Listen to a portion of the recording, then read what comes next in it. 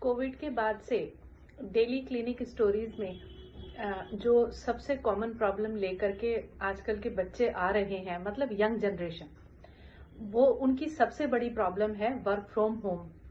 तब तो कोविड के टाइम पर तो वर्क फ्रॉम होम इसीलिए शुरू किए गए थे क्योंकि मजबूरी थी। उसके बाद से क्योंकि अब वो रूटीन में ही आ गए हैं कि जो लोग घर से काम कर सकते हैं वो घर से प्रेफर करते हैं, जो लोग आ जा सकते हैं वो आ चले जाते हैं। लेकिन इस वर्क फ्रॉम होम ने यंग जनरेशन को बीमार कर दिया है। 30-35 इयर्स के यंग एडल्ट्स, लड़के भी और लड़कियां भी जो वर्क फ्रॉम होम में हैं, एक तो उनके कोई सारे रूटीन उनके डिस्टर्ब हैं, बिल्कुल वो लेजी और लेथार्जिक हो गए हैं। कोई उनका एक्टिव लाइफ स्टाइल नहीं है, कोई उनके खाने के टाइम नहीं है, कोई उनके सोने के टाइम नहीं है। सबसे ज्यादा कॉमन प्रॉब्लम्स लेकर के आते हैं लोअर बैक एक की, क्योंकि वो एक ही पोस्चर में 8-8, 10-10 घंटे अपनी जॉब संभालते हैं। L4 और L5 के गैप बढ़ जाते हैं, S1 के गैप बढ़ जाते हैं।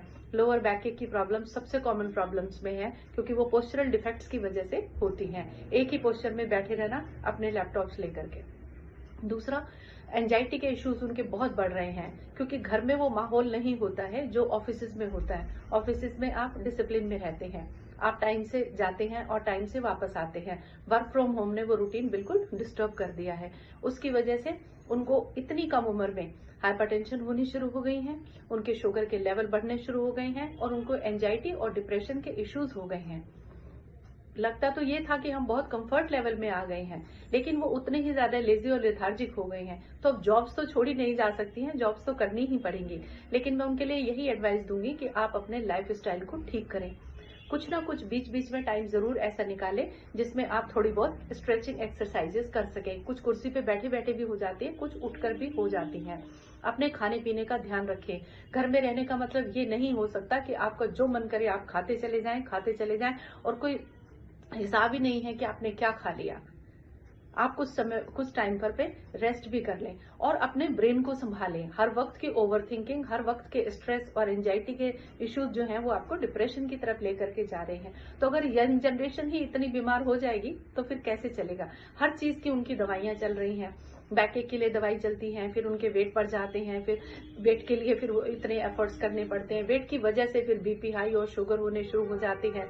स्लीपलेसनेस की बहुत सारी प्रॉब्लम्स उनको हो रही हैं, उनको साउंड स्लीप नहीं रही है, उनकी नींद अच्छे से डिस्टर्ब हो गई है। सो आप लोग अपने आप को संभालें। हम लोग लाइफ स्टाइल डिसऑर्डर्स के डॉक्टर्स हैं।